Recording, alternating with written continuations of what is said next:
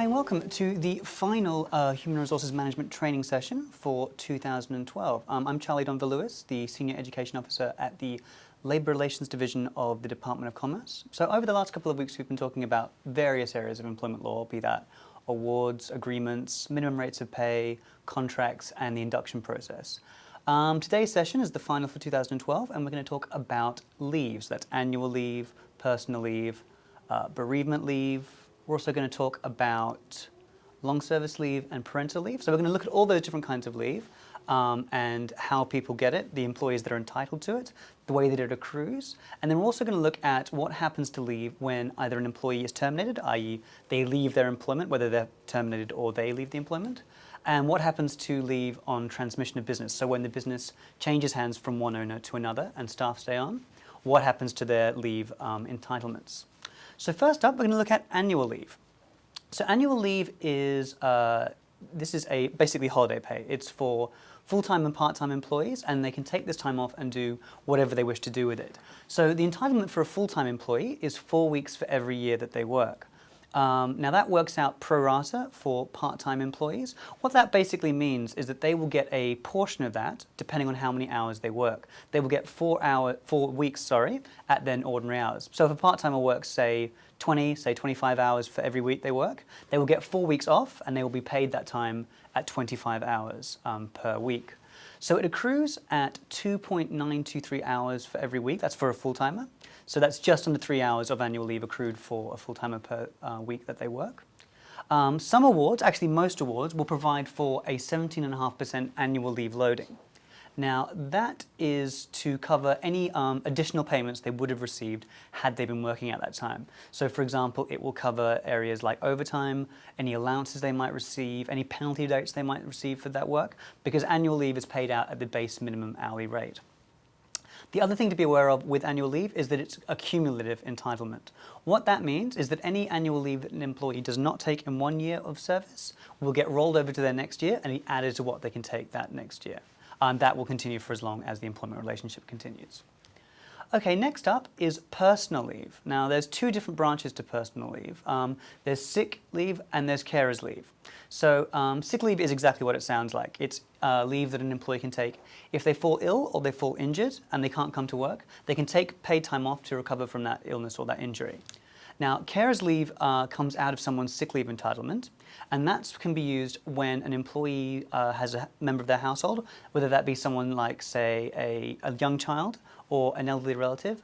If they fall ill and the employee needs to take time off to take care of them, they can access their carers leave out of their sick leave and still get paid for that time. Now, in the case of both both kinds of personal leave, sick leave and carers leave, depending on how long there is that's taken, the employer can usually require some evidence that it was actually required, that the employee wasn't just taking time off for the sake of it. So that accrues at 1.461 hours per week, so basically just under an hour and a half of sick leave or carers leave per week, and that totals up to be 2 weeks per year for a full-time employee. So that's basically 10 working days for a full-time employee.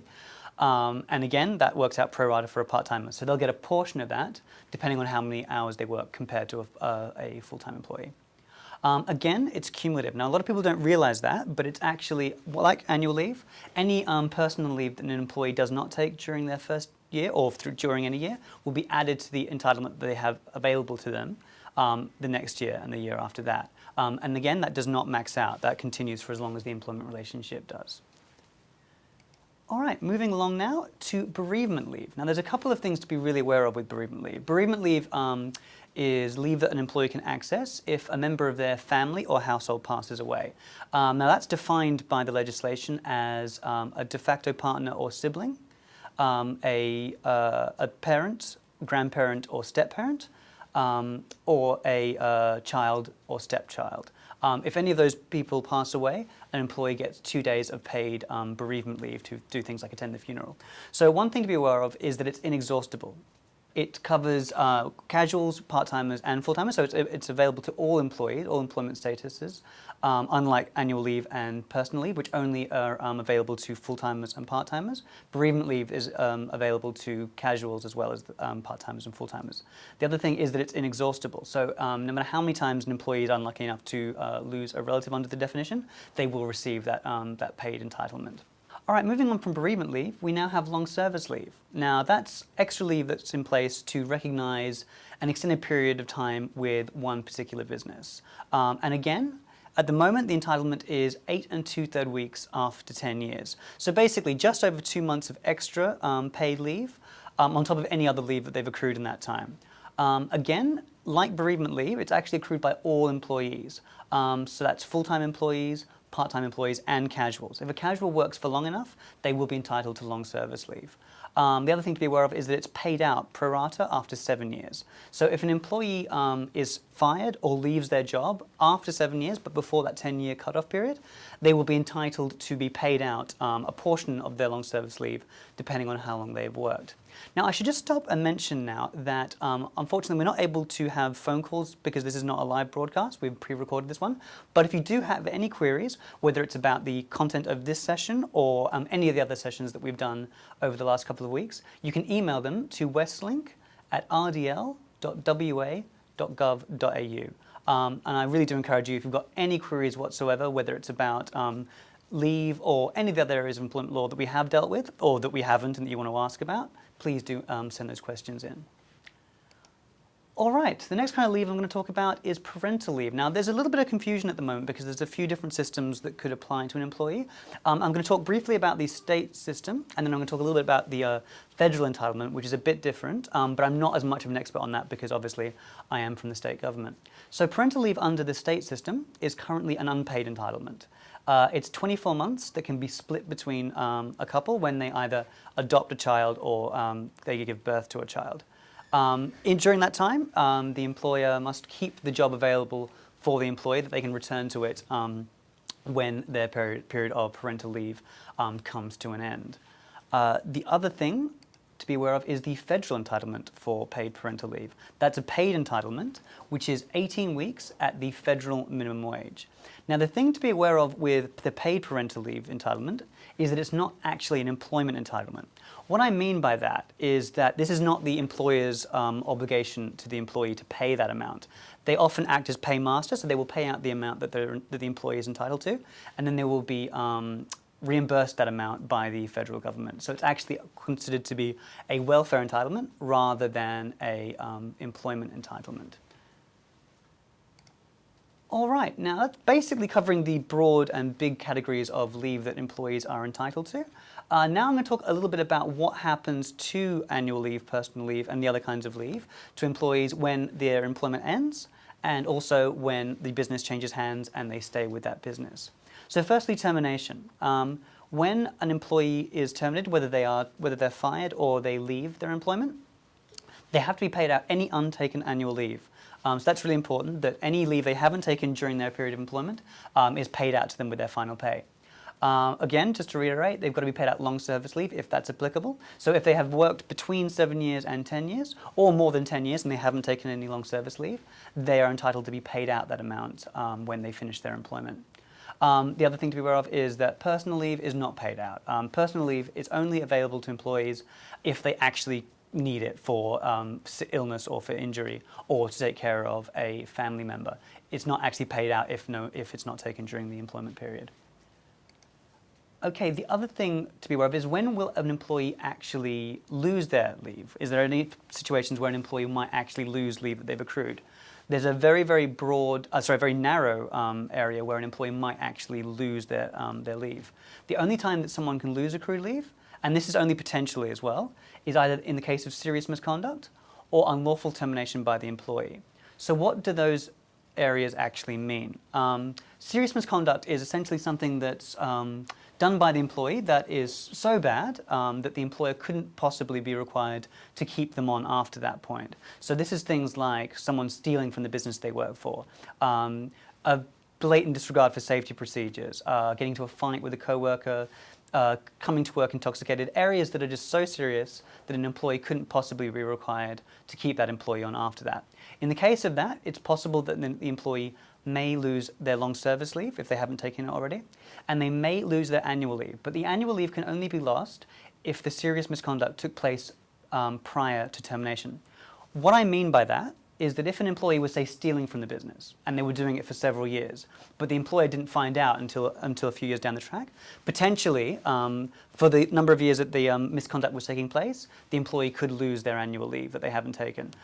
It's very, very important in anything involving serious misconduct that you do call places like either Wage Line or the Fair Work Info Line to get some advice, because it's very important to be sure that what you consider to be serious misconduct is actually serious misconduct under the law, because obviously withholding those entitlements can be a problem if it's not considered to be serious enough misconduct.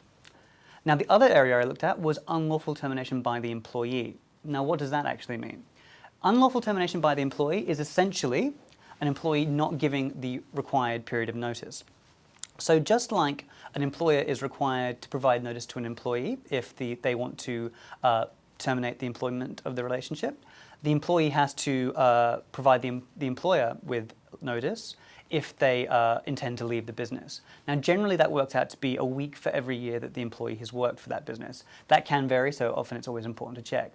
If an employee doesn't provide that notice, in some cases, depending on what the award says, an employer can withhold any untaken annual leave. But again, it's very, very important that in any specific situation, if that has happened, an employee has left without giving notice, that you give Wage Line a call and you double check that it is okay for you to withhold any of those entitlements if that's what you intend to do.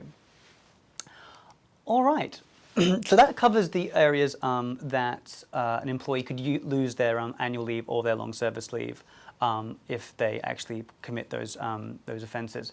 There's no way to lose any personal leave that the employee has accrued. That's a protected entitlement.